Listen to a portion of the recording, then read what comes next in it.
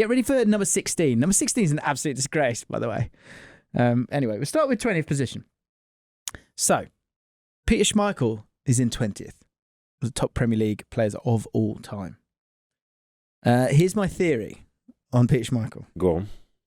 I think, for me, Peter Schmeichel was, and we're both of an age where we're probably just about right, aren't we, for this? Like, what was your first season watching footy?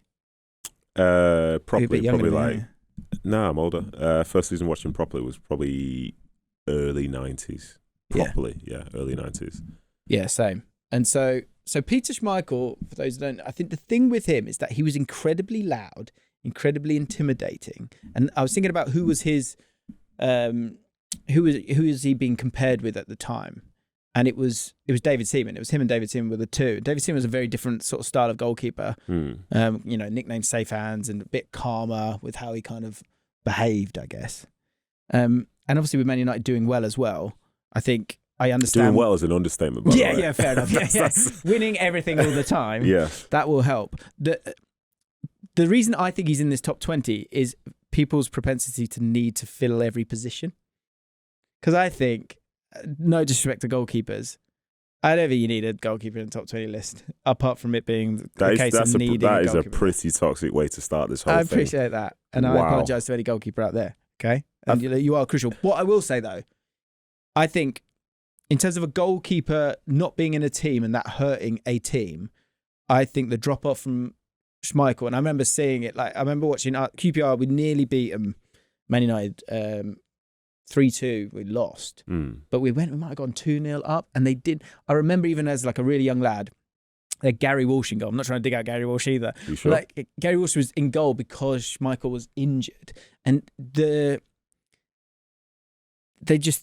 felt like you're playing a different team. Like you weren't afraid of them all of a sudden. Like the power that he was able to provide, the points he was probably able to gain or lose if he wasn't available, makes it understandable that he is the number one goalkeeper of all time for me. Can I offer you a slight switch? Yeah, man. Go for it. So there's only one goalkeeper on this list, which means that he is the best goalkeeper of all time in the Premier League. According to the people and the vibes. Can I raise you one Peter check? Yeah. Stats-wise wins. Is that a problem? I think so. Again, I think it comes back to if I'm picking, this is where I often go to. If I'm picking, I still pick Peter Schmeichel, and I'm not. It's not right or it's wrong, but he is louder, and I think there's something in that. Yeah, I'll tell you what I would say. He was a good goalie, Petr. Yeah, I mean, considered against me, but we don't have to go into that. Is that literally why you brought this up? Oh God, I fell into that one again. Quick, wasn't it? Every November, no. Crazy. I think one thing about all these sort of like rankings and so on, in my perspective, is that the longer ago something was, the more beautiful it looks. Okay. Also in the fact that, say, some of the people who are involved in today, we're very reluctant to say these are some of the best ever, because there is no nostalgia with something you saw yesterday. It used to be from a long time ago. So with Peter Schmeichel, like, do you remember his like save that he made away at West Ham in like '96? You probably don't. Rapid Vienna, I thought you were going to say. Well, yeah, that part. You know. Because it's highlights, but it's only the highlights that are available, which tend to be the biggest games and the biggest moments. Whereas for the people who we grew up on and lived through, we've probably seen more of it. Yeah. Because we can say we started watching football from the early 90s like I did, but I've watched a lot more football from like the 2000s and on. Well, to your point about the sort of longer ago it was, the more romantic it is, to a point. Like, I think once you get to 1998 back, the game was so different. So I think people, that's to the detriment of the idea that a player is amazing. When did Schmeichel leave United, do you know? He left in 1999. Okay. And then went to Sporting, then he went back to Aston Villa and Man City. Man City, yeah. That's the interesting thing. Were you there with him? No. Were you like in the academy or something? It was the year before. And the funny thing about that is, like, when he came to City, not sliding doors, but key moment, he brought Casper. Right. So that's when Casper joined City's academy, when we're under 16s, under 17s. And then Casper has the career that he has based on his start at City because his dad played for them. Wow. But yeah, I don't know, man. It's tough because Peter Schmeichel's obviously a brilliant goalkeeper, but I don't feel it. I just know it. Right. See, I feel it. Yeah, I don't feel it. That's such a great thing, man. Yeah. Because that there's, depending on who you are and your age and when you were feeling it, like that's going to weight things massively. Like, I know Maradona is a brilliant player. Yeah. I know Pele is a brilliant player, but I don't feel it. I didn't feel it in the moment. I didn't feel what it meant to see those players be that significant. Yeah. But I felt Ronaldo and Messi play football in my era. So Well, as a consequence, I know, yeah, exactly. So I know they're great players, but I've also felt their impact throughout the footballing world. Yeah. I think Peter Schmeichel versus Peter Cech, that's probably similar to me. So what would you, if it's just your list, would you swap Schmeichel for Cech based on your feeling? I'd probably do what you did initially and not put a goalkeeper in. But as they say, like, Peter Schmeichel's in there, and the stats have been put in there to highlight like how significant he was. But I think Cech's got similar stats. Be interesting to see. Do you think in time? I don't think Edison will. Edison won't be discussed that way. Edison should probably based on character, because you don't know him. Yeah, Edison. Say people know him, whatever. Edison is more consequential in terms of how goalkeepers will play with their feet. But there are so many people resistant to that anyway. And we're even seeing in this moment now, like Lamens, for example, when goes to Anfield and he does not try and play a short pass. No. So maybe we're going full circle because we're old enough to be able to see. It feels like the game's going full circle a little bit, right? Yeah. Alisson might be one that might get chucked into all of this down the road. Every chance, yeah. Maybe. 19th spot, Harry Kane. Yeah. Eek. Is he second top scorer in the Premier League? Let's have a look.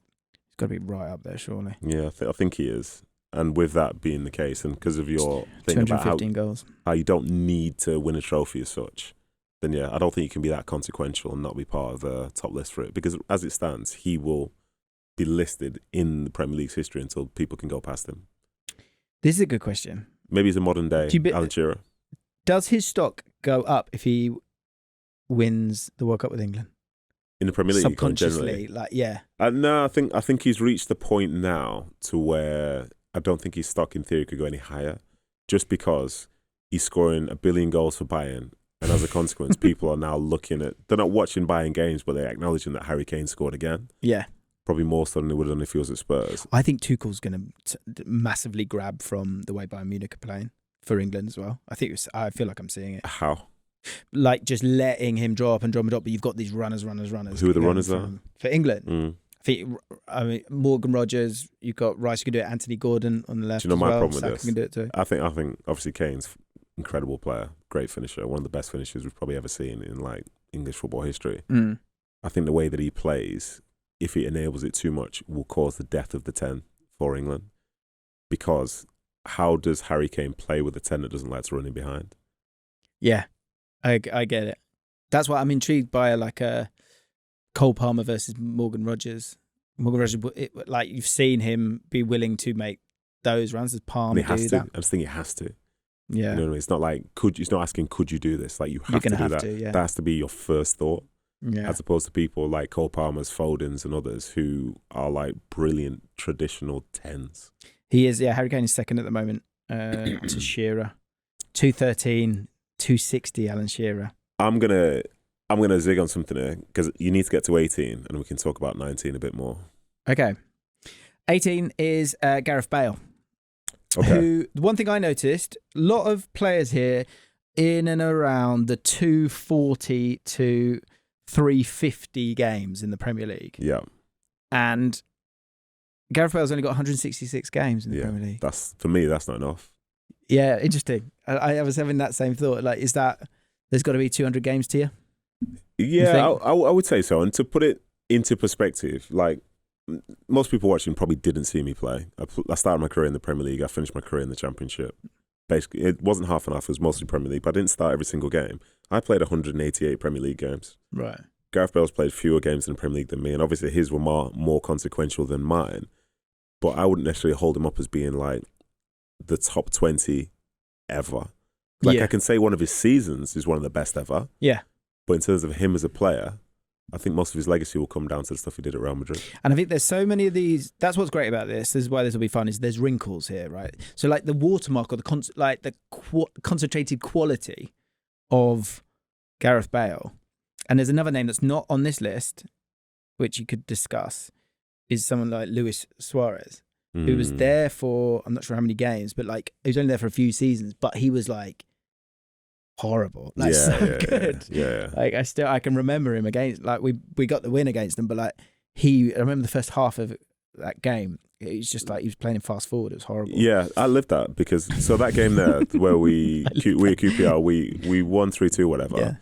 One of the toughest things I've had to sort of face up with from that game is that it's an iconic game for QPR. One of the worst games I've ever played because Suarez had me on toast. Like, I didn't know how to defend against him. I was making mistakes. It was horrendous. Like, I hate watching that game. He's horrible, though. He is horrible. Yeah. But yeah, amazing player. But like, has he got, like, I can find how many games he's played, but like, I'm sure you guys probably know off the top of your head if you're a Liverpool fan. But Gareth, I imagine it's in a similar realm. I'm going to go find it. Yeah, it's worth finding because what happens if, for example, it's the same as Gareth Bale's? Who would you say is more consequential then? I think Gareth Bale, definitely, personally. Like, Gareth Bale won the Player of the Year twice. Did he? Was it twice? Back to back, I think. Yeah. Okay. He didn't play as many games as Gareth Bale's. 30 games behind. 33 games behind. Is he? Yeah. Okay, well, there you go. So, which is, I think it's understandable. As good as he was. And yeah, and there's another name, right? Way too high for me. Go on. We'll get to it. So, Gareth Bale. So, how does that bring in Harry Kane then? I think Harry Kane should be above Bale. Should be above Bale, yeah. Should be in a better position than Bale. Yeah, I tell you what, this could work as we're going along. So, Kane above Bale. Yeah. So we'll change that around. Okay, nice. Or do you want Bale out? So if you want people there's out, so many Bale defenders here that I can't kick him out. Okay, but if that leaves a space at the end for someone to go in. I need to know who's available to come in first. I tell you what, let's put him in like a sort of like holding pen. Yeah. Right? Bale is out. He's in the holding pen. I'm typing holding pen. Kai is screaming right now. Yeah. Eden Hazard, 17th. 245 games, 85 goals, 57 assists. There's a lot of debate about him against Salah. It's an international break favourite. It's for me, it's always like, I don't think it really works because Hazard's more fun. Hazard's way more fun, yeah. But Salah has better numbers. So it's a tricky one. There's a good stat though. Between 2012 to 2019, Hazard attempted 1,441 dribbles, completed 909. Yeah. More than any player in the Premier League during that time frame. That, if you really deep it, like, because he would be dribbling in difficult areas, difficult spaces. Mm. So the fact that you're completing that many. Yeah, I don't think you can talk about that Chelsea era without mentioning Eden Hazard. Yeah. And that's such dominant, like, that's a strong Chelsea era as well, isn't it? I think first, because you got first era, which is Terry Lampard, Drogba. Second era is him. Mm. And I'm just waiting for names to bubble up. I don't know where, I'm not really finding much else. Yeah, they obviously had good players in that time. We're forgetting loads of them, but Hazard, it's like Costa. I mean Costa, but even like you said, like Victor Moses playing right wing back or Alonso. These are all solid players, but like Eden Hazard's like the crown jewels, yeah. So we can see should he be higher than 17th? He won 62 Man of the Match awards in 245 Premier League appearances. That's crazy work, that isn't it? I am wary but we do of have a bias towards attackers, yeah, though. like Esteval, like in the Club World Cup, was winning like player of the match every time, and he was like not playing well. There's definitely an attacker's bias to it. Yeah, exactly. Yeah, you got no chance. Yeah. You only win it if it's a 0-0, don't you? No. If you know, it's a 1-0 if you scored the winner. You scored a goal, yeah. That's all it is. True. So, yeah, I mean, Hazard could move up here. Let's see how it progresses. 16th. This is disgusting. I don't get it. Are you saying should be out or should be higher? Higher. Oh, thank the Lord. For a second there, I thought I was going to have to walk off set. Oh, God. Kevin De Bruyne, according to maybe you, maybe not you. And I wonder, this is the thing, look, when we are sort of, yes, that we can weight it to a point, but I think just that natural lack of noise when it's maybe Man City is at hand here. And to your point, just left the league. Yeah. 288 games, 72 goals, 121 assists. Crazy. So just to go, like Hazard, 245 games, De Bruyne 288, Hazard 57 assists, De Bruyne 121. That's crazy, isn't it? I mean, obviously some set pieces in there, but that's crazy, yeah. Second highest in all-time assists for the Premier League, only behind Ryan Giggs. Of players with 50-plus appearances in the Premier League, De Bruyne holds the best minutes per assist ratio, averaging 1 assist per 177 minutes. Is there a tax on the fact you got Haaland or Aguero that you're passing to? No, absolutely not. That's just because otherwise there'd be other City players with similar assist levels throughout that time. It's true. Point for you, because you mentioned the assist leaders. This is a controversial one. This is a take, yeah. Over Gareth Bale, for longevity, I would go Cesc Fabregas. Because Cesc Fabregas was the assist leader, second in assists until Kevin De Bruyne went past him last year. I'm gonna put him in the holding pen. This is just to be considered. I had a similar conversation about Cesc Fabregas being a better player than another Arsenal player earlier that we can also discuss. Yeah, because actually we'll do that one now. We'll do who's better Premier League career, Cesc Fabregas or Van Persie?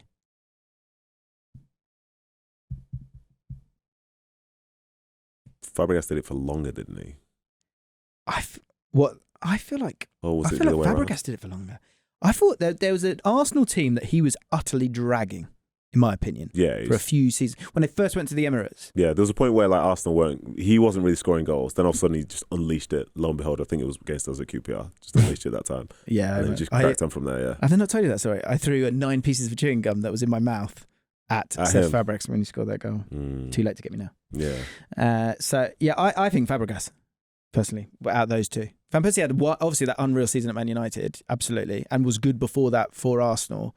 But I thought Fabregas got an outrageous amount of assists for Chelsea when he came back. But I think for Arsenal, it's that period because the team didn't do outrageously well. It's kind of he's underrated his Arsenal career. That's my view. Yeah, Fabregas, he's the guy, man. It's a bit biased now because in the last year and a half, I've worked with him, got to know him, chat to him. Really? He's so smart. I think he's so smart. S-tier human as well, mate. I love that's you would love him. It. You would love him. That's it. He's definitely a bucket list kind of thing. Like to chat to those kind of guys. I chatted to Gail Clichy for about 20 minutes. Yeah. And I was just like, oh wow, this is so great. Proper human beings. You're so smart. KDB shouldn't be a 16. I think it should be higher. I agree. Gonna throw out. So now you kind of. It's sort of like. We'll see as we go along. John Terry 15th. 492 games. Making him the highest ranked defender, I believe, on the whole list. In fact, he might be the only defender on the whole list. Oh my God. Yeah. Which shows how people kind of vote and what's in their minds. Yeah, you're right. How do you feel about that? I feel like, so again, we're thinking, my mind goes to, if he's the only defender on the list, why is he the only defender on the list? And I feel like that's because I think with Man United, there's so many centre-back pairings. And he is so clearly the captain of Chelsea. Yeah, that era, yeah. And obviously, unbelievable defender as well. So the fact that Van Dijk is not... It's too recent, isn't it? It's happening now. Yeah. It'd be interesting to see how that plays out, because I think when people give their list of top 5 Premier League defenders of all time, I think the battle is Van Dijk's in the top 3, isn't he? For me, he is. Yeah. I think for me too, for sure. That's tough. If he's gonna be in there in this list, I'd just put him at 20 or something. I think John Terry should be higher than 15th. Higher. How much higher? Based on what you see coming up ahead. Because I keep doing this and I'm like, I'm not putting above him. I would put him above. Don't say the name, just say the position. Yeah. I would. Hey, look, he's understanding YouTube now. I would put him above 14. The next person we're going to talk about. I'd be content for 14 to barely be in there. Okay, we'll come to that. I would put him above. I would be tempted to put him above 11.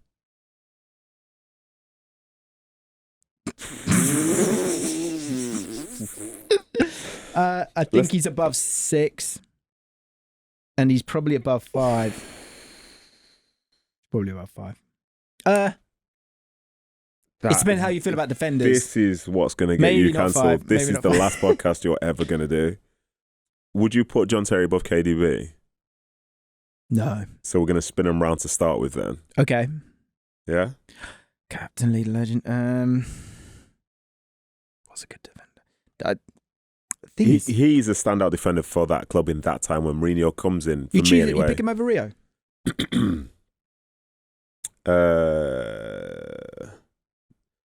I prefer Rio as a footballer. I much prefer Rio as a footballer.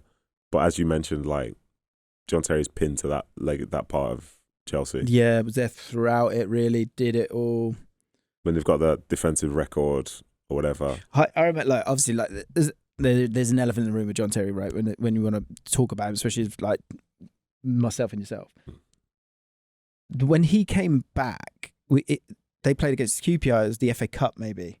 And I've never heard a sound booing like it. Yeah. He walked through that game. Yeah. Like his, however you feel about things, his ability on the ball was like quite really underrated. Yeah, of course, yeah. But then Rio Ferdinand. Yeah. I get it. I think that would cause some arguments to say John Terry is the best ever Premier League defender. Because people acknowledge that he is one of the best. But to have him just be the only one in the list is a bit of a red flag for me. Yeah. But I guess that's why it's so... These things are so heavily weighted for attackers. Okay. And sorry, we meant to say as well, Arsenal are on this run of like not conceding. A couple of things. So I think the longest run of an English team going in all competitions not conceding to 8 games. Obviously, Chelsea conceded was like 13 one season. When did Man United do it once, like 11 or something like United went 13 league games in a row without conceding. Yeah. Get your head around that. Wow. That's insane. Just think 3 more games on from now, imagine United, a team hadn't conceded a goal. Yeah, that's crazy. But yeah, John Terry, I'll swap him with KDB to start with, and there's maybe room for them to boost forward. In fact, let's get to 14. This is the real elephant in the room for me. Right. So I think it's a really interesting conversation in the sense of like the cultural impact of Erik Cantona. Yes. 156 games. It's low. And he was, I remember those years, 95, 96, he was a joke. He was a joke. But the seasons around that, he was really, really good. But he wasn't a joke, in my opinion. Man United fans will be screaming. And they will. Feel free. I understand that. Yeah, but it's just a chat. Obviously, he came in, and I think the quality and the swagger of him coming in made a huge difference. Because Man United kind of bottled the league the year before the first season of the Premier League. They were in a really good position. I think I want to say they drew like 4 games under something like that. Again, someone will correct me. And Leeds were able to win it. So they kind of needed something. So it is very romantic and poignant. And then also like, the aura of him, the collar up. Yeah, he was immense. But 156 games, 56 assists, 70 goals. I just want to go back to Bale, just see his numbers. 166 games, 53 goals, 27 assists. So the numbers are good. The numbers are good, to be fair. Yeah. Obviously playing in the front 2. And very, very important. Very, very important in terms of the Premier League. One of the first foreigners to come in and do well, which obviously leads to Zola and all these other guys. And Bergkamp. Is it enough games though? 156. Yeah. I think it's hard, isn't it? That's right. Because you sort of wash away the amount of games due to the cultural impact, whatever that even means. I think if the question is... He can't be above John Terry. But if it's a question about the face of the Premier League, then we could argue he could potentially be higher. Because a lot of people associate him and United in the 90s. It's the reason why he can do adverts today. Yeah. How much do you want to weight that into this then? If we're talking about the face, then yeah. If we're talking about significant what you impact, did on the pitch, yeah. And he left, he just disappeared. I always wondered that. I don't want to say it, but go on. When he left, I found it weird that he left. At that time, what was he, 31? It's the season where he does this the gorgeous little chip over Perez or something. Goalie, it's a tiny goal. Then turns around, and just looks for a camera. Does that? And that's how you remember players. You remember players for moments, right? But if we need to decide what we're about here a little bit. I think it's hard. I think in an all-time list, I think KDB and John Terry have to be above Erik Cantona. And that's when people will say you're taking a more recent bias towards those times from back when. No, I think the big part of it is that amount of games. It's low, isn't it? It's low. Hey, you're shitting all over him with your apps. Do you know what I mean? That's more of an impact than Cantona. Who's he? Ripple effect bingo there. Yeah, of comparing course. Nedum Terry Cantona. That's how we do it. This is how we do things, yeah. Yeah, man. Is he in the holding pen? I think he's in the holding pen. I think he's in the pen, yeah. We'll come back to it. Doesn't mean he's out. Doesn't mean he's out. Awkwardly, I think I would rather have this. This is going to feel like proper Gareth Bale hate. I think I'd rather go Cantona than Bale. I hear it. Because that's, again, he's played fewer games than Bale, but from like a social impact, we're talking about like an icon. Ask a Welshman that. Yeah, well, yeah. The holding pen is racking up. Because United fans of a certain age adore that guy. Yeah. And I think people appreciate how good Bale was. But then Bale also had the years when he was playing left back and Harry Redknapp was saying he's not going to make it. Yeah. And people forget that 95-96 season. Man United were really struggling without him, and then he sort of came back in October, something like that. I think it was a 2-2 game, and maybe against Liverpool. He came back after an 8-month ban. And then he did drag them that season. He's in the holding pen. He's in the pen. We'll come back. So mental. Sergio Aguero, 13th. Discuss. 275 games, 184 goals, third on the list, 48 assists. Obviously, there's the Aguero moment. Skip past. And became the highest scoring overseas player at the time with 184. He's now been taken over by Mohamed Salah, who is on the list coming soon.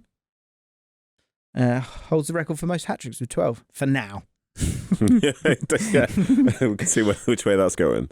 Just to chuck it out there, like, say Haaland stops now, he's like, he's in consideration. He's in the holding pen. Literally, he's in the bloody holding pen. 100%. 100%. He's in the bloody holding pen, for sure. I'm looking at the big other goal, people big on the game, list. first time they win the league. That's what he was brought there for as well. Yeah. Like, that's the thing. He was brought there to help them win the league. The years before, they had Tevez. Yeah. I'm sort of like, do you know what the thing I've always chucked out there and people hate me for it is, like, you should be scoring goals for Man City. That's such a mad thing to say. It's a mad thing to say, though. That's such a mad thing to say. But think of the tactical meta at the time. They were just like utterly owning the ball. So why was it only him that was doing it? Because he's the guy up front. So that's it. It's just that simple. Man City was so good. They scored so many goals. They're super efficient, but at the same time, like, Liverpool was scoring like 80, 90. I think there've been years gone by, say the last few years, where Arsenal scored like 80, 90 as well. Yeah. But why does it mean he should just do it? I don't know. I just feel like it feels like it's you get a lot of chances. But his goal to game ratio. I think you're discrediting his finishing ability. Yeah. It's like, for example, now, because there's been that argument. I was doing something for ESPN recently, and the talk was with, say, Craig Bailey, Steve Nichol, and so on. And I love doing that show. Like, such a good spread of like thought. You know what I mean? An incredible spread. And like, they were getting angry because someone asked a question on Extra Time: is Aguero the best ever Premier League striker? I can hear people getting angry now, getting the pitchforks out, and so on. Right. And one of the arguments that one of the older people said was like, "Well, no, it's easier to score goals now." So I said, "Okay." It's easier to score goals now? It's easier to score goals now. So I said, okay, so why is it only Haaland that's doing it? Because if it's easier to score goals, everyone will be doing it, surely. Yeah. Because then you see, well, maybe the player itself is the variable. You know what I mean? Yeah. And also, we then opened up a bigger debate, which was about the relative standard of the league now compared to back when.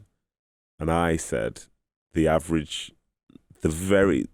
genuine average player at each football club today in the 20 teams, in my opinion, is higher than it was 10, 15, 20, 30 years ago. I agree. Because the average player now, for example, is probably a full international. Yeah. Whereas from way back when, it wasn't like that. It's a good way of doing it. Like, if you saw the sort of like, the player to international squad ratio. Yeah. Like, I bet it's pretty crazy. It's like, as normal as it comes. Yeah. You know what I mean? So, do you think like Kane scores the same amount of goals as Aguero if he's in that team? Because if he is, I don't know. Should he be higher? No, I think yes. Great question. I think for me, it's the nature of some of the goals that Aguero scores, which involve some of his like mobility and so on. For example, like Haaland, say when he gets played through, he's not getting caught because of the speed that he has. Yeah, you know what I mean. Like Kane's game, for the last few years at least, doesn't involve playing on the shoulder, trying to get in behind. Mm. So it changes some of those perspectives. Kane might have scored more goals from, say, maybe a bit like deeper, further out and so on. Should Aguero be higher than 13th or lower than 13th? I think based on some of the people who are to come, I think there's potentially only one per...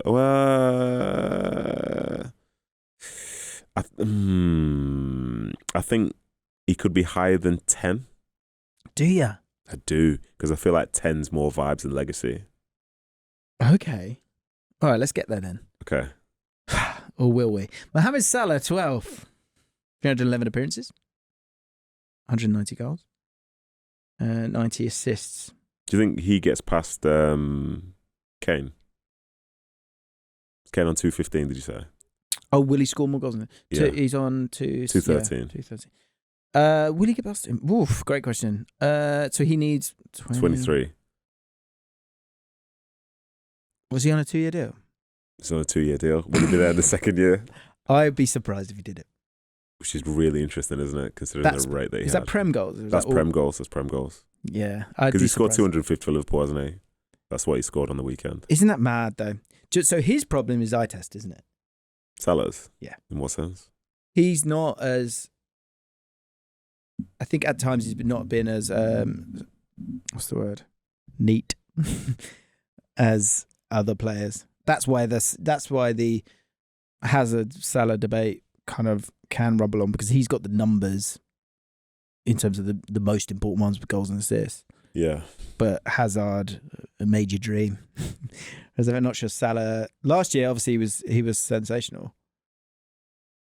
But you could argue that in terms of like him being more like fun and being able to dribble through loads and loads and loads and loads of players, he was probably better maybe 2 years before that. Mm.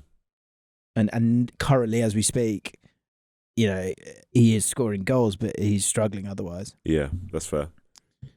So you're going on record saying he's not going to score the 23 more goals. I'm happy to do that. And I'm happy to be wrong. And that's because you think he's going to leave in the summer? Yeah. Okay. I think everyone can see the future. Do you know, I've just had a moment of realisation. Why is Salah ahead of Aguero? Because, more assists. Nearly double assists. Double assists. Double. Same goals, double assists. Obviously more games. Well, more games. That's what made it more games. C75 plays but then also, if you're going to talk about Premier League and like moments and stuff, I think Aguero lifted the trophy more. Once. What? Once more? Sorry, I lifted the trophy more. Lifted the Premier League trophy more. One. Sorry, no, I heard you wrong. I thought you meant like be in the big moments. I thought that's where you're going. He's yeah, obviously lifted. Sorry, you're shocking your face there. Yeah, he's obviously won the league more. Has he been more important than Salah over a season? Ever? In every season that Salah's been there? I would say so. Just because in my mind, and obviously Salah's top, you know what I mean? But you remember Salah, Firmino, Mane. You remember that front three? Yeah. From a City perspective, you could argue you don't remember Sterling and Sané in the same way. There's different eras, isn't there, and a lot more rotation from Pep. I would have Salah above Aguero, I think. Why? I just think outrageous consistency in terms of goals. That's Aguero. That's 184 and 275. What, you want Aguero above him? Liverpool fan base is so big. Like I can feel it now. I think Liverpool needed Salah more than City needed Aguero. I disagree, because without Aguero, City don't win that first league title. Probably not. Well, what did you say same about Dzeko? In what sense? Dzeko came on, scored a goal. No, I was talking in general for the feel of the play. Same way, for example, the signings before that was like Tevez coming from United to City. He was turning who they were as a team. I don't know. Where I sit, I just can't. I would put. I mean, like I would call that a toss up. Yeah, I wouldn't. But like, I was just wondering, why is Aguero definitely behind Salah? Yeah, I think it's a fair question, and obviously we struggle with it, so it definitely is. Yeah, I still lean towards Salah being above Aguero. Mm-hmm. People are going to get so angry with us. Okay, 11th. Now, you might remembered earlier, I might have said that John and KDB, actually, I think should be above some of these guys. Go on, call his name. And 11th, and then we're going to explore this. This isn't like a final decision. Let's explore it. Okay, be open. Are we all open? Does everyone need to take a breath? Take a breath. Let's do this. Patrick Vieira's in 11th. He was class.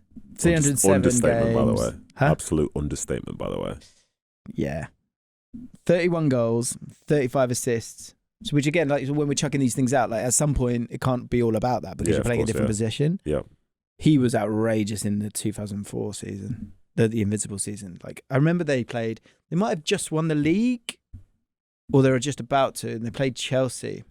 It wasn't a bad Chelsea team, obviously, and they just ran like they were just popping it about.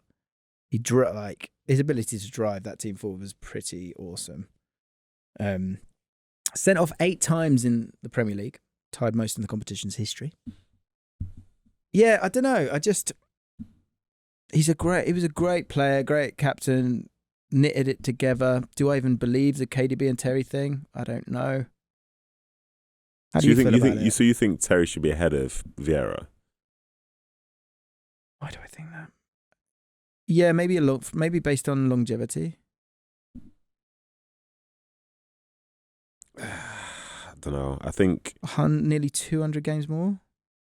192 to 3. That's him playing for his like hometown club. That's John Terry at Chelsea, captain, leader, legend, or whatever. Yeah.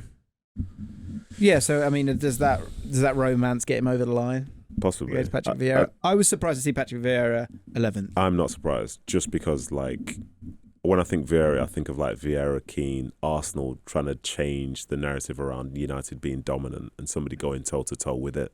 Arsenal's first signing under Wenger as well, I think. Which I think was one of the first, if not the first. Yeah. And I think something that's important about him and other people who were mentioned going forward, he bridges the gap in my mind between old Premier League and new Premier League. And somebody being able to play in both, in my mind, shows how significant they are to not just the club but the league itself. It's a really good point. Didn't drag like other players maybe drag to this sort of Roy the Rovers kind of style, but like there was sort of a standard. There was a standard that he set, and a sort of what was great about those games with Man United was like all of a sudden, this Arsenal team was like they're nasty too. Mm-hmm. They're not soft. Like Vieira's not soft, and when you lost him, kind of lost that. Yeah, didn't you? They had like Petit and others in midfield who were Gilbertos who were ready to go. That's true. But I think Vieira's like he's the one that's leading. He's in front of the queue. Yeah, ready to go. I played with him for a year at City. Oh yeah. Oh, what a privilege that was, by the way. Really? Because like with me, you've probably gathered. Like I talk about football, I played football, but like I love some of those characters and stuff from back when. And like he's an icon regardless of anything. Yeah. So to sit next to him and to be talking about his career with me, have an interest in anything that I've got to say to him, honestly, it humbles you so much. Yeah. What do people don't realise about him that you did? Really, really, really nice guy. Right. Because as I think about Arsenal United, I think about the grit, the toughness, the determination and so on. But honestly, one of the most thoughtful, like caring people as well. What about on the pitch? His ability, I didn't see the best year of him or whatever, Yeah, but his ability to be reading the game, there's nothing that's going on that he hasn't seen before. So he takes everything in stride. Do you know, I've just realised, sad as this may be, unglamorous, but consistency. Like, where's Gareth Barry and people like that? Yeah, man. I think there's a moment where when you get into a top 20 list of all time, the person with the most appearances just doesn't count, does it? No, nobody sadly cares. not. Yeah, that's fair. Do you know what he was great at? He'd just think it over people's heads. Vieira. Yeah. I remember seeing it firsthand at Main Road. They were killing City by 1 billion. And he was just chested, just over this guy's head. There was like a whole season of him just flicking over people's heads. I was like, okay, he's all right. So how do you feel about this then? With like, I mean, is that maybe, is there parity between like Terry and Vieira? Or is I guess Terry's the romance. Do you know what though? But the thing that saw you giving Terry maybe a little bit is the money around him. What do you mean? Also, like Arsenal, obviously both huge clubs, right? But like that 04-05 team, as much as you've got Terry and Terry becomes part of it, and is obviously a very, very good captain. That all like Iron Robben gets brought in, like all these players get brought in. Mourinho gets brought in. Yeah. And maybe you can say the same about Wenger in a different style, but in terms of like an outrageous amount of money being pumped into Arsenal, it wasn't the same. No, it's not. But then that argument you're making there, you could say the same thing about City. So does that affect how like you perceive it? I think sometimes it does for me, probably. Yeah. Maybe that's why I'm hard on Aguero. Yeah, I get that. Like, people are hard on Man City because of, say, their journey to be in the position that they're in. Yeah. You know, and but obviously based on jealousy. Yeah, the quality that they had on the field, yeah. I think I'm comfortable with Vieira being in the top 20. And I think I'm comfortable for the people who remember the past but also appreciate the present, seeing somebody who was like a significant figure in bridging the gap between old and new. I think you made a really, really good point there. Do you know what's interesting is that I reckon if we did this 6 months ago, Salah would easily be above Vieira for a lot of people. Whereas like now, I think people are feeling differently about it. And it's funny how that can obviously cloud and change things. Yeah. Maybe. Okay. So we still need to figure out where Terry and De Bruyne are going. Do you put them above Cantona, Aguero, and Salah? And then behind Vieira. I personally would put them above Cantona just because Cantona being punished for not enough games. And leave it there? I'd leave it there for now, yeah. I'm struggling with De Bruyne, man. Where to put him? I think he's got to be much higher. You've got to put De Bruyne above Aguero. Do you know the problem is? Have to put De Bruyne with this list, there are some people up near the top who retired a long time ago or a good period of time ago. And as a consequence, people can get very, very defensive about them being budged from their position. Yeah. Because people will believe that they will never be topped. I know that. And we're about to get to that. Yeah. Well, let's see. For me, De Bruyne's got to be above. De Bruyne's top 10 for me. Yeah. So how about this then? With all due respect, how about we put him in at 10? Okay. Over Didier Drogba. Where's Didier Drogba? So is he going to 11, Vieira's going to 12? I think in terms of like Premier League, like true legacy. So hard. You putting Drogba above Vieira? 254 games, 104 goals, I'm not doing that, 59 assists. The thing that people go on about with Drogba, and I get it, and it is important, big game play. Yeah. Of course, 9 different cup finals. Yeah. But that's but you could say the same about other players at Chelsea. It's like the Alvaro Arbeloa effect. People were talking about, I think it's Arbeloa. People talked about all the finals that Bale was playing in when they were trying to justify how good he was. But then there were other players who played in those same ones who've got the same amount of trophies. Right, yeah. You know what I mean? Yeah. So when you use the metric of like how many finals they've been to, what's the team game? So 11 people have been to those as well. True. I made that effect up, by the way. I'm not sure if it's in Carvajal. Sometimes the guy who doesn't score the goal is the man of the match. Listen, man. Yeah. In certain finals. But it's always a tackle. Because the attacker will have more moments and stuff. But yeah. I think I'd like Vieira to be above Drogba. I agree. Because I think he's so culturally significant for Arsenal in the Premier League. I think Drogba in the Chelsea era in the sort of like early 2000s and beyond, like they're a juggernaut. I think he's a part of that, but he's not the only part of it, I feel. Can I check something out there? Go on. If this is Premier League, go on. With like these 9 cup finals, that's not Premier League. Well, you said it. You said it, mate. Move the goalpost as a win. It's your podcast. Especially with Chelsea players. We're not going to beat the allegations here if you say stuff like that. Yeah, sorry. We can cut that out. But like, I mean, yeah, if we're going to do that, but we don't need to do that. 2-time Premier League Golden Boot winner. Drogba was. Which I'm surprised by. It's funny because Aguero, I don't think Aguero ever had one. Or maybe had one. Surely. I promise you, I don't think he did, you know. He was always high, but he was quite injury prone, wasn't he, though? Yes and no. Get him out. Put him in hold. Yes and no. I would put Vieira above Drogba. Yeah, yeah, I'm just going to literally do that for myself now, try and make sense of this. Okay, 9th spot, Dennis Bergkamp. Highly controversial, this one. 315 games, 87 goals, didn't join the 100 club, 96 assists. Yeah, this is a funny one. Because actually, like the 315 games... That's a lot of football. That is a lot of football. And for it, and in good years, so there's a reason why he's playing, even if the goals, I don't want to say dried up, but like they weren't as prolific as they were in that 97-98 season when he was probably at his best. And even in that season, he was up front with Ian Wright or Christopher Wray or Nicolas Anelka, all of whom had really good seasons as well. So he was kind of, there was as you can see, 96 assists, there was a provider there with him. It's kind of to the Vieira point of, it kind of is like Cantona as well, actually. In terms, he's like one of the first of those guys. It was when Serie A was like, these kind of foreign players were far sexier. Whereas now people don't believe a player when they come from Serie A. It's a sort of bad thing. He was really good, obviously, and a lot of his teammates kind of wax lyrical about him. Would you put him above Vieira?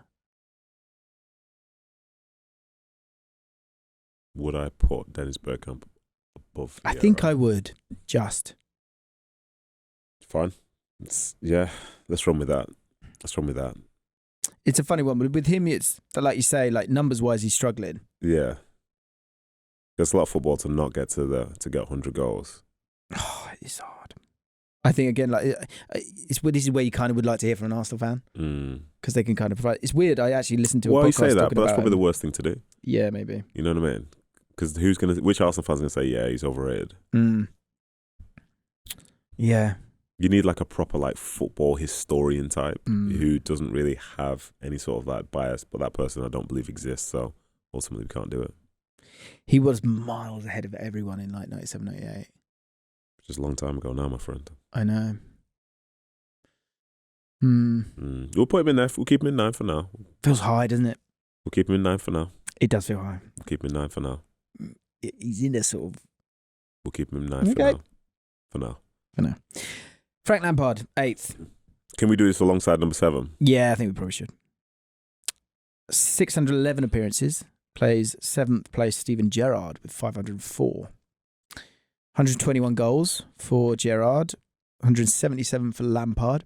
116 assists for Lampard. 97 for Gerrard. Where have you sat on this debate over the years? You played against both, right? I've played against both, yeah. In their prime? Or then? Yeah, for the most part. Yeah, this is on you, bro. I've always... I did this thing with Lampard where we looked at his goals and they sent me the goals before, and obviously I spent 25 minutes like just going through each goal. His first ever goal for for West Ham and his last ever goal for Man City are exactly the same. Just perfect timing into the box. Goes and he's off. He's gone and he's getting in the box. There's his timing of runs, amazing. Unmatched. Amazing. But I always ended up going Gerrard. I thought Gerrard was outrageous as a player. And that's not a Chelsea Liverpool thing because I really, really like Frank Lampard. I think he got the best out of himself, and I think that's probably why. Maybe this is lazy. I think it might be saying why he's sticking with the management and getting somewhere with it now as well. I guess Steven Gerrard's not doing that, but maybe Lampard, because he will keep going to find a way. Where I feel like Gerrard just has unbelievable natural talent. I think and mentality. Yeah, I think the two of them have that. They're basically for impact, they're probably the same player. But I think in terms of storyline, the fact that Gerrard is from Liverpool, that probably carries a bit more weight in the Premier League sort of like history books. He did more dragging. He did a lot more dragging. Yeah, he did. But Lampard's still like, and 611 games is outrageous. That's so much football. Yeah, man. I felt like with Gerrard, it was just like it was. He had to. It was his will that kind of would get things going sometimes. Whereas Lampard, argue it though. Why would you spin it the other way? Who's won the Premier League? I hate that one though. It's got a difference. Like again, you think of the money, think of the players around him. Should Liverpool have won the Premier League that season when he slept? When they were 3-0 up at Palace and were collecting the ball because they wanted to boost their goal difference. Yeah, that was stupid, wasn't it? Yeah, I mean, yeah, it would have been. They would have done better. No, they weren't expected to win it that year. It would have been a shock. At that point, we're talking about. Who's moving the goalpost now? Yeah, I guess they were in the ascendancy at that point. I think it's tough to sort of like say that you can't like drop him down on the list because he slipped. No, I'm talking about him compared to Lampard. Which position is going to be in? Because I think Lampard, when we're talking about Premier League face-off, the face that I tend to see is one of somebody lifting a trophy. Yeah, lifting a Premier League trophy, that has to matter.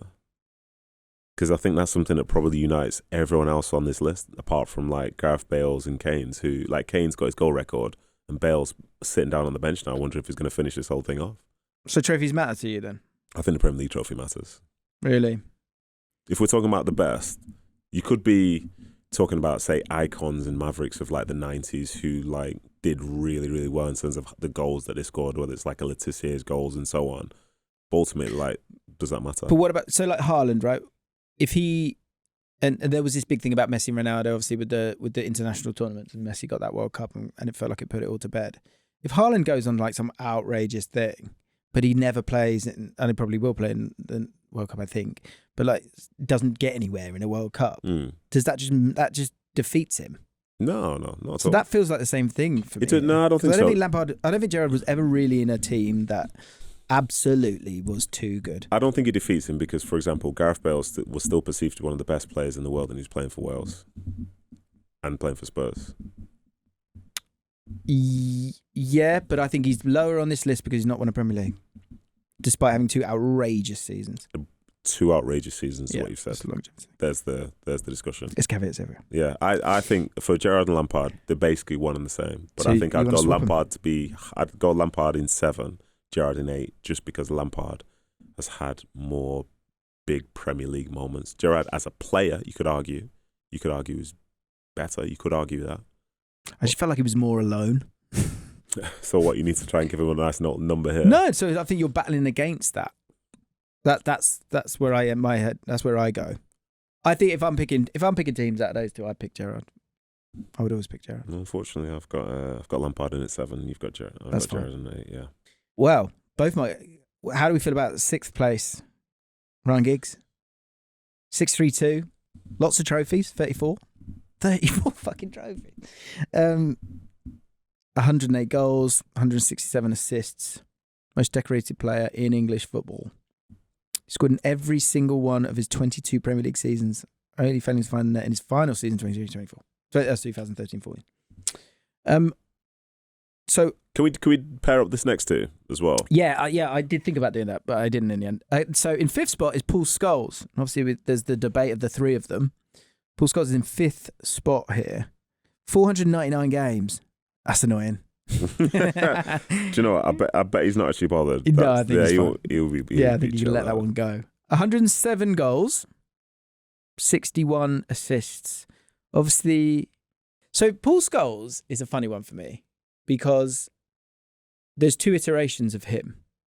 There's the sort of box-to-box midfielder, but had that great ability to sort of arrive in the box. I remember 2 goals, I think, against Scotland in a playoff for England. Keegan obviously didn't do well for England, but he did get them to. Was that when they won at Hampden but lost at Wembley? Yeah. Don Hutchinson. And Scholes got the 2 goals in that one, and under Keegan, Scholes was really, really, really important as that kind of, that Frank Lampard second strike, do you know what I mean? Guy getting in the box, ability to arrive in the box and finish brilliantly. And he was great at that, amazing at that. And him and Roy Keane, obviously in a 4-4-2, both could kind of get about the pitch to a point, but Scholes is known for not being able to tackle, but he would get himself in the box and score goals. And then he turned into this, it's got here nicknamed Satnav for his like vision and passing. And he was probably one of the first players when I was getting a little bit older. I was like, I just love watching you. Like he would just run games. And everyone talks about him in training, like you just couldn't get the ball off him. And he's exactly that version is exactly my kind of player. I love those kind of players. Do you find that is close to number 4 towards the back end of his career? Navi. But he didn't seem to be able to really fulfill it. Is that because he was doing it at a different club though? Possibly. Well, he got the opportunity. But the thing I was going to say was Paul Scholes is that I'm not sure. I think it was so romantic because he was a little bit older and he was able to keep going through the years. We don't think the impact was as big. I don't know, man. Okay, so question for you. That's why I feel like he's a bit high. So we've got in my order, we've got Gerrard at 8, Lampard at 7, Giggs at 6, Scholes at 5. Firstly, are you happy having Scholes ahead of Lampard and Gerrard? No. Okay, so Scholes can drop to 8. Gerrard's at 7. Lampard's at 6. Giggs I'd have it the other way around, is at 5. Are you happy having Giggs ahead of those? No. Who do you want ahead of? Who do you want? I want Giggs at the bottom of that. Okay, so Giggs is at 8. Giggs is a funny one. Giggs is obviously an outrageously great footballer, incredible longevity, but he had some quite 160. Amazing longevity. And when he went and moved into midfield, he was really, really good in there. And it was the first time I kind of saw central midfielders sort of dribbling with the ball. Mm. I didn't see much of that. And I thought, oh, wow, like that's... Because I remember thinking, like, the one good thing for me playing centre midfield is like no one really dribbled at me. Yeah. They ended up passing the ball. And I'm thinking, oh, that's horrible because he was such a good dribbler. But there were a lot of seasons where he wasn't totally at it.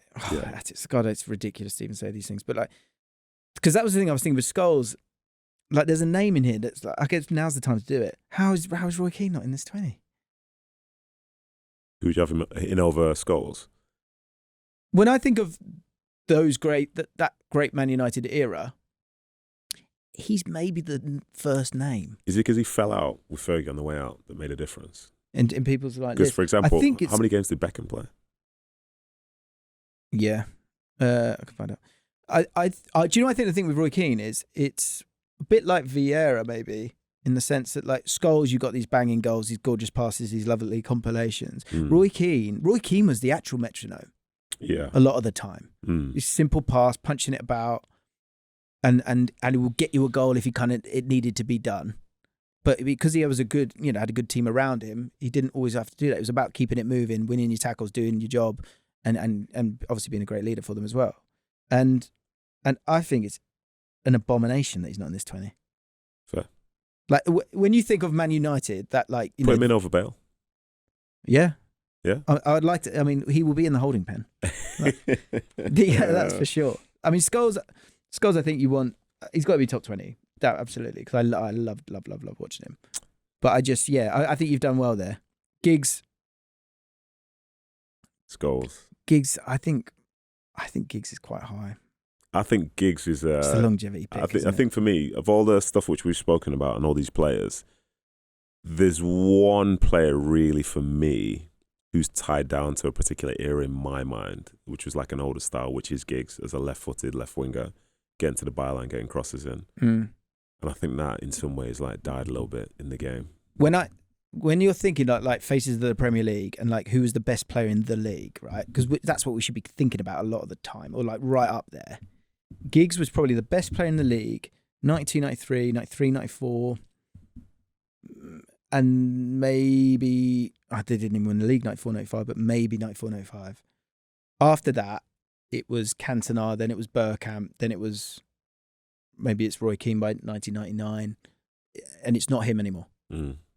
Obviously, he's played for Man United, and like it's bizarre to even take those things away from him. But in terms of like being the guy, I don't think he was the guy. Yeah, he had guy moments, like the semi-final, but yeah, I'm struggling with it. Yeah, fair. So he could even drop even more. Putting him in the bin, yeah. I think I put Vieira above him. Now we've spoken about it. Fair. I'm just getting Beckham's games. 394 Beckham. That was the Premier League. Hang on, I can get Premier League. Is that not? That's more than I thought it was. Really? Yeah, because I thought it would have been less. Because I feel like he spent a lot of his time in Madrid. 265 Premier games, 62 goals, 80 assists. Beckham. We left, didn't he? So how many goals did you say? 60 what? 62 goals. And 80 assists. Blind resume. Let me say that again. So it's two. Give me the numbers again. What did you say? Blind resume. Blind resume. Go on. Give me the goal. I'll show you now. 265. Yep. Goals 62. Yep. Assists 80. Oh, I think I know what you're gonna do. Okay. Go on. Right. Don't look at your laptop anymore. Yeah. Okay. So 265 games, 62 goals, 80 assists, or 236 games, 103 goals, 46 assists. Which one would you prefer? 100 and what goals? 103 and 46 assists. Are they both playing in the same position? Similar. Yeah, I mean, I guess you want the goals, don't you? That's what you'd go for, yeah? But that wasn't Beckham's game. So how about the assist then? Someone else got 46, the other person's... He's got 80. Got 80, yeah. That's double, isn't it? I'd want more assists. I don't really get where you're going here, mate. Where I'm going is, this blind resume Go on. was for... In fact, this was for Ronaldo. Cristiano, yeah. That's Ronaldo in England for United. Wow. And it's not the same position, obviously. So you're saying it's tight between Beckham and Ronaldo? I'm just saying it's mad that Beckham's not even being considered at all for any of this. Holding pen? Because you could argue that he was the face of it for a spell because people wanted to wear those Predators. They wanted to play those long balls. They wanted to work on their free kicks. Yeah. So Beckham was doing it. Yeah. Okay, this is great. We're getting there. So Giggs at the bottom of that little pack. Yeah. Then it was Scholes. I think longevity he's obviously got to be in there. He's got to be in the top 20. Yeah, agreed. But, and then we went Scholes. Then I chose Lampard ahead. So just quickly then, above Bergkamp, yeah. Yeah. Above Vieira, yeah. Yeah. I think he's... Salah? Above Salah? It's just so many games. 600 and something games. Yeah. So many games. Okay, all right. Above De Bruyne? 288 appearances. Yeah. So many games. So many games. Yeah. Okay, good. I'm enjoying this. Fourth spot, Wayne Rooney. 491 appearances, 208 goals, 109 assists. Works his way back from a striker into attacking midfield. And yeah, he's saying in terms of going back. I saw him against us. I don't know if you were playing. He was at Derby. Did you play then? No, I didn't do that, no. And he looked bigger, but he still ran it. Yeah. And he started as a striker, like lineups come out, you think he's a striker.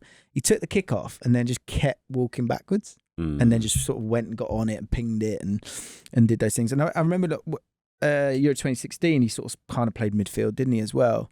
And I didn't hate the idea of it. But for whatever reason, it didn't totally work for him. 208 goals, 109 assists. I think Rooney, as mad as this may sound, I think he's ended up being almost underrated in some ways because there was a spell where he was United's all-time top goal scorer. I believe that to be correct. Yeah. And he was England. I think he is. And he was England's all-time top goal scorer. Just gone past, yeah. And people are like, you probably need to sell him. And I was thinking, okay, yeah, that's a tough school that because considering the sort of the looks and attention you get as a forward for United and for England, and he's ended up being the number one in both of them. Yeah, that's special. Yeah, you're right. He's another one where you see him live and you're just like, that's a special. Yeah, player. He's just sort of, he's constant. Yeah, like desperate to have the ball. Yeah, all the time. It's a joke. He and some of the work he did is like selfless and so on. And the amount of time he was at United and he stayed in the Premier League, my take is I'd put him above 3. Okay. I get it. I want to get someone else's numbers up just quickly. This is another forward. No. So let's do third spot and talk about that. So he is called Cristiano Ronaldo. He is indeed. And we did blind resume, so that was your guy. 103 goals, 46 assists. Only player to win the Ballon d'Or as a Premier League player before Rodri won it. Yep. Worth saying, actually. 2007, 2008, Ronaldo did an award sweep. PFA Player of the Year, Young Player of the Year, Football Writers Player of the Year, and Premier League Player of the Season. I imagine he won the Man United ones as well. He's a funny one. The one thing that gets forgotten about him, if we are talking Premier League, he was really fun. He was nanny for a year or two. yeah, he was, yeah. Like, he couldn't head the ball. Yeah, and you could kind of... And it was just too... He tried... For someone who's so... If you think of Ronaldo, you think of a very efficient player, I think. Certainly from a dribbling point of view. That was not him. Like, early doors. And it's part of the fun of, like, you know, that first appearance against Bolton, I think it was.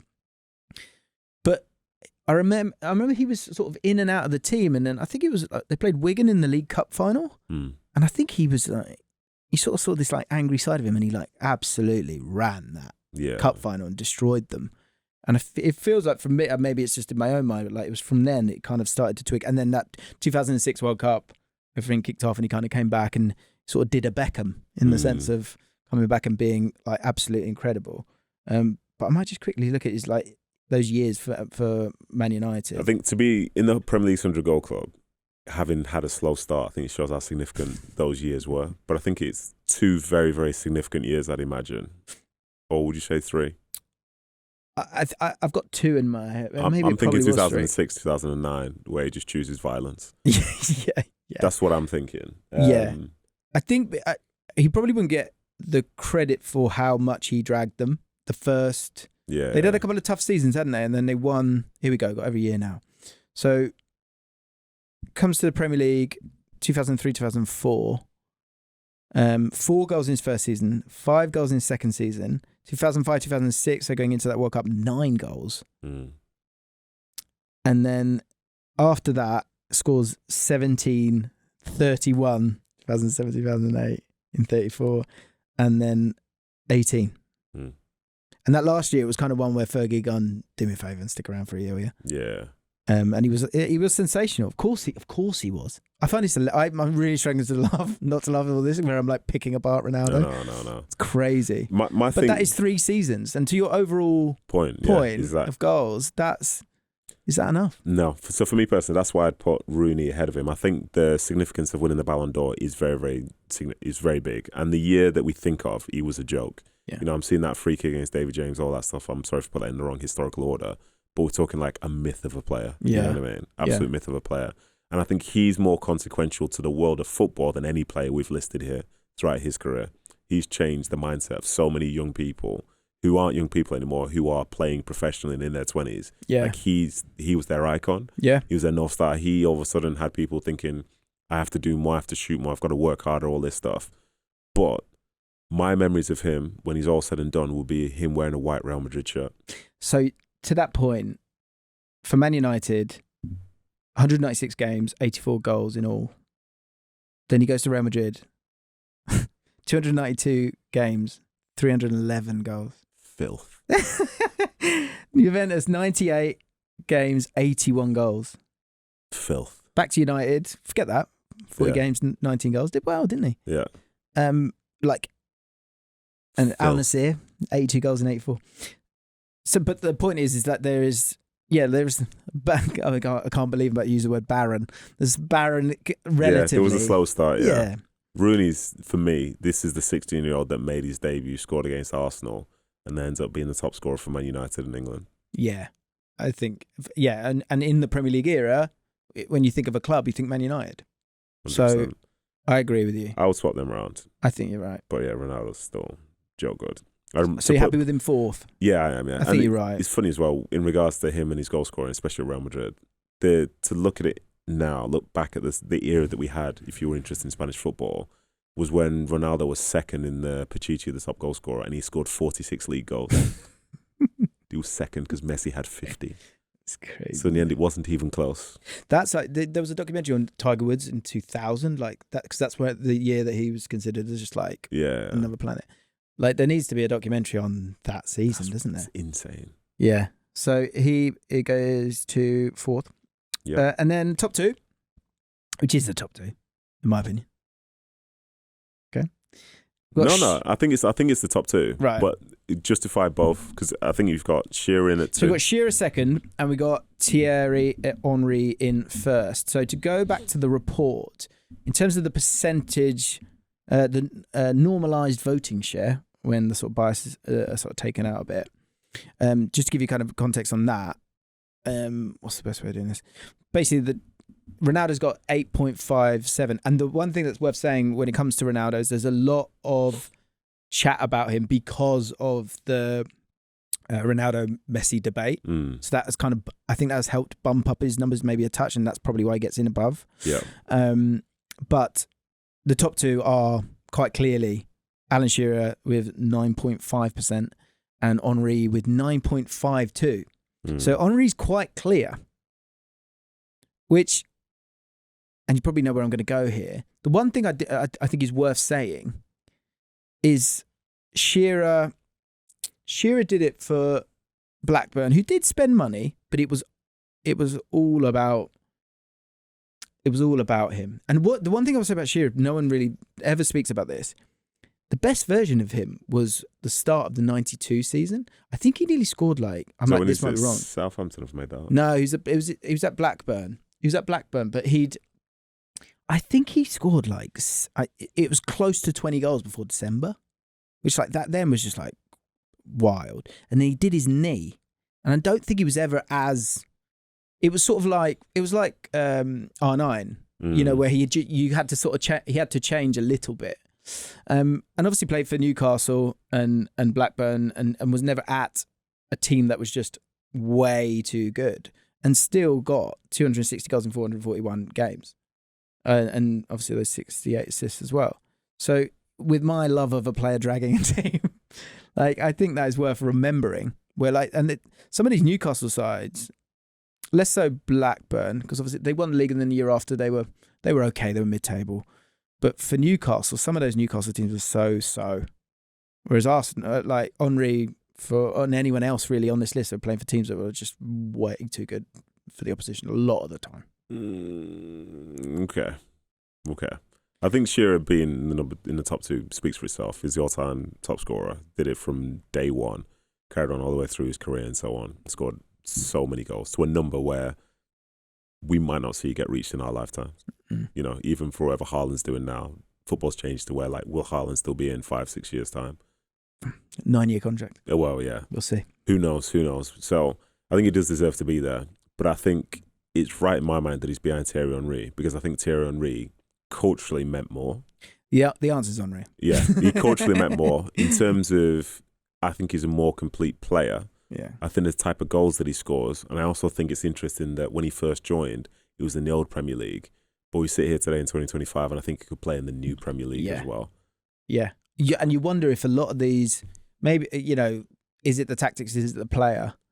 But he probably played in a 4-4-2, but he drifted over to that left-hand side. Yeah.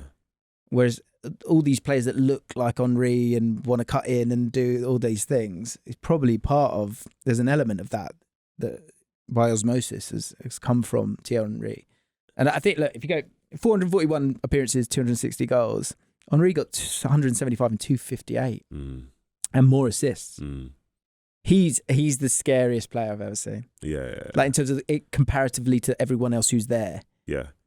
Crazy. Things that are consequential. I think Arsene Wenger to the Premier League is very, very consequential, because off the back of him, I think you start seeing more foreign managers, more foreign influence, not just in terms of players coming over, but in terms of culture.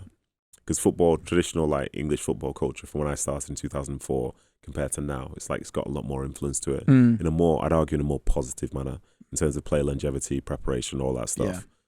Not to throw any dog whistles and stuff in there, but you know what I mean. Of course. And when you look back at Arsenal, is your idol Tony Adams, or is your idol a Thierry Henry? Because they saw the game in two completely different ways, even though on the same field essentially.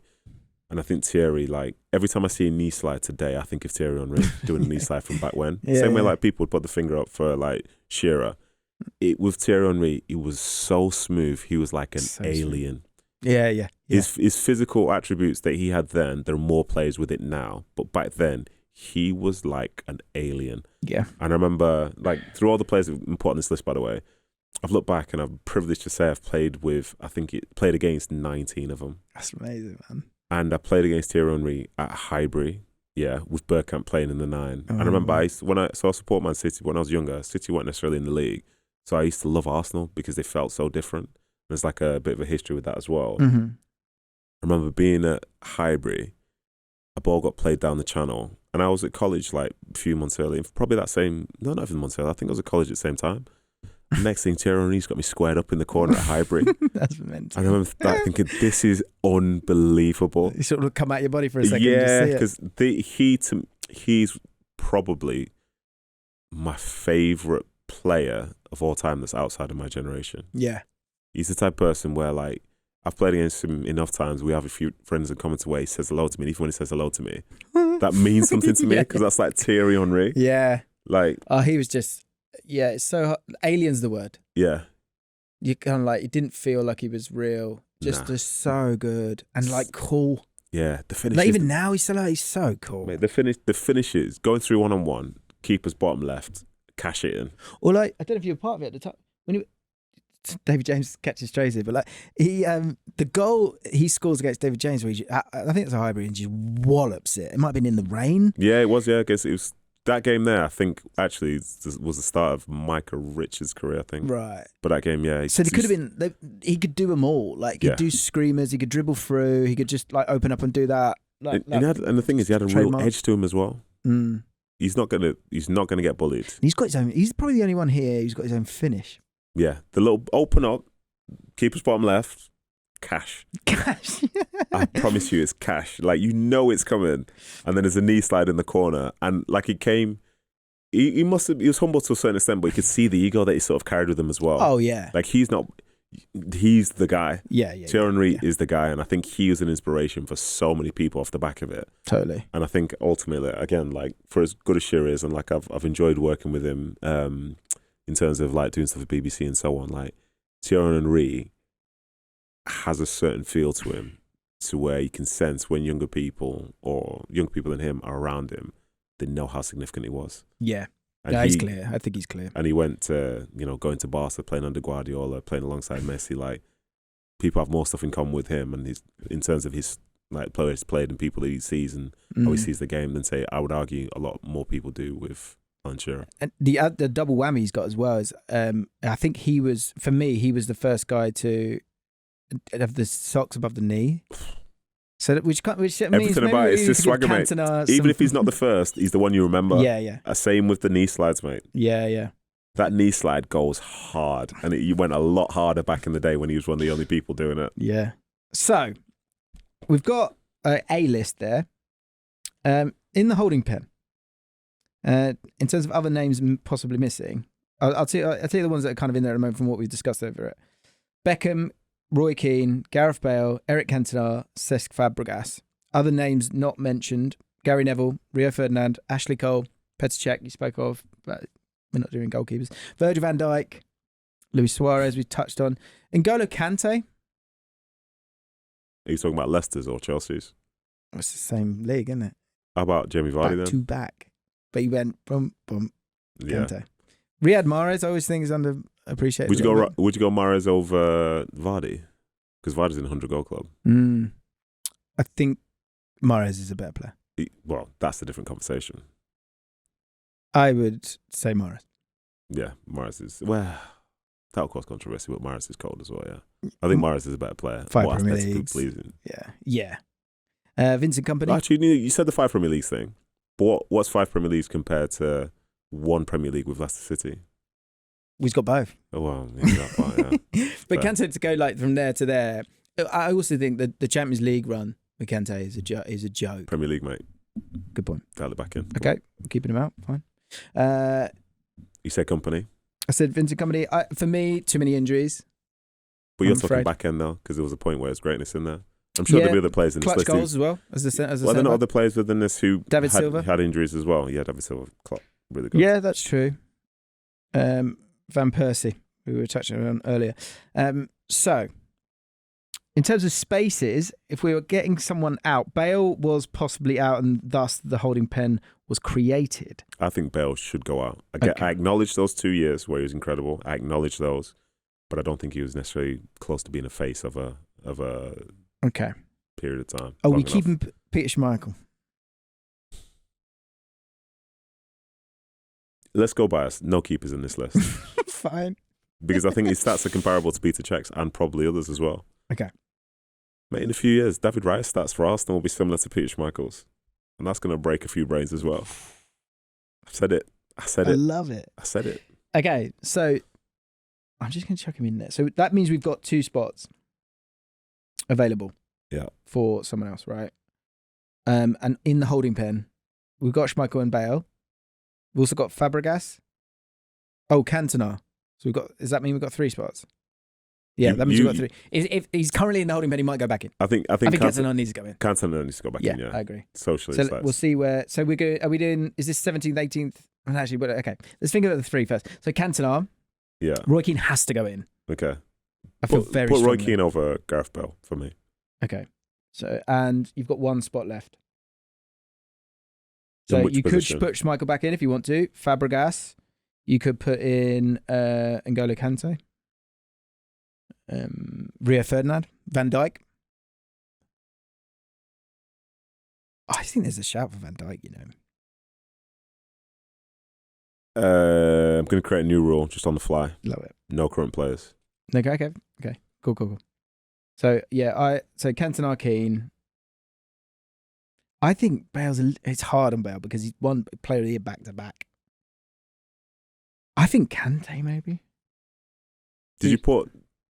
David how many Silva? Player of the Years did well, if you're talking David Silva, David Silva is brilliant. Like there's so many players who are outstanding there.